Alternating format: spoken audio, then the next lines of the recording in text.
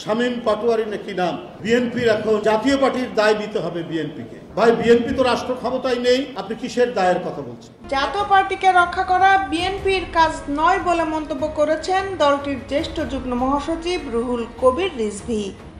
তিনি বলেছেন, শেখ হাসিনার ফ্যাসিবাদ প্রতিষ্ঠায় সব ধরনের সহযোগিতা করেছে জাতীয় পার্টি। যারা ফ্যাসিবাদকে সহায়তা করেছে তাদের প্রোটেকশন দেওয়ার কাজ বিএনপির নয়। আপনারা কারা?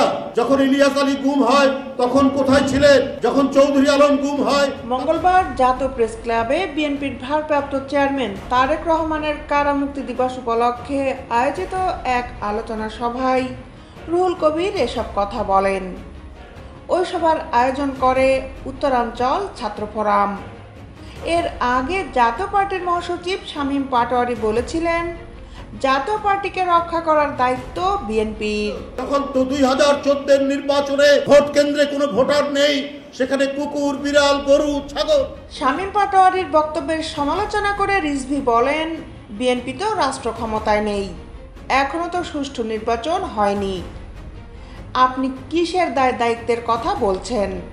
বিএনপি জাতীয় পার্টির দায়িত্ব নেবে কেন? আপনারা কারা? যখন ইলিয়াস আলী, চৌধুরী আলম ও সাইফুল ইসলাম হিরু সহ বিএনপির অসংখ্য নেতাকর্মী গুম হয় তখন কোথায় ছিলেন? তখন জাতীয় পার্টি কোথায় ছিল? নির্বাচনে যাওয়ার ঘোষণা দেওয়ার পর প্রায় 45 জন প্রার্থীকে গ্রেপ্তার করে নিয়ে যাওয়া হলো। রুহুল কবির রিজভী বলেন, কে রাজনীতি করবে আর কে করবে না এটা আইনের ব্যাপার, সরকারের ব্যাপার। বিএনপি কোথাও কোনো মব সহিংসতা তৈরি করে না, উশৃঙ্খলায় বিশ্বাসী নয় বিএনপি। রুহুল কবির রিজভী আরও বলেন, 1 সেপ্টেম্বর বিএনপির প্রতিষ্ঠা বার্ষিকীতে অনেক সংবাদপত্র প্রয়াত জিয়াউর রহমান লিখেছেন, এগুলো আমরা দেখেছি। যে ব্যক্তি স্বাধীনতার ঘোষণা দিলেন, বহুদলীয় গণতন্ত্র প্রতিষ্ঠা করার জন্য জাতীয় আন্তর্জাতিক চক্রান্তে তাকে শহীদ করা হলো, তার নামের আগে দিচ্ছেন প্রয়াত। শহীদ কথাটা তার নামের আগে দেন না, স্বাধীনতার ঘোষক কথাটা দেন না।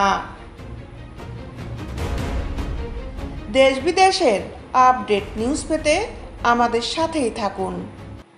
Justice television, Dhaka.